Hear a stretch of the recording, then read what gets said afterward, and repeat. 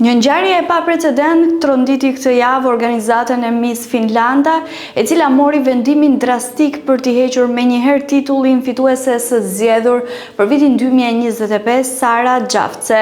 22 vjeçaria me origjinë shqiptare nga Kosova është tashmë e para Miss në historinë e kompeticionit finlandez, që humb zyrtarisht kurorën e saj, një hap ekstrem që nuk ishte marrë kurrë më parë në këtë formë. Gjithçka ndodhi më 1 dhjetor pasi media finlandeze publikoi një imazh të Saras, i cili po qarkullonte me shpejtësi në Snapchat dhe Instagram.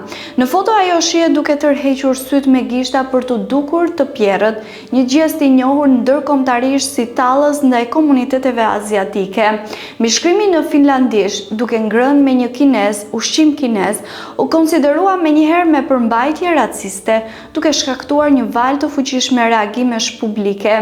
CEO-ja i konkursit doli në një konferencë për të shpallur vendimin pas një shqyrtimi të detajuar. Gjafce humbi titullin e saj si Miss Finlanda. Ky ishte një vendim i arsyetuar dhe i vështirë, deklaroi CEO-ja, duke theksuar se sjelljet diskriminuese nuk janë të tolerueshme për një figurë që përfaqëson vendin në skenën ndërkombëtare.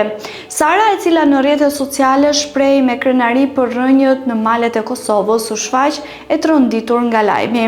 Nuk e prisja, e mora vesh këtë mëngjes. Vendimi u mor me mirëkuptim të ndërsjellët, tha ajo për mediat finlandeze.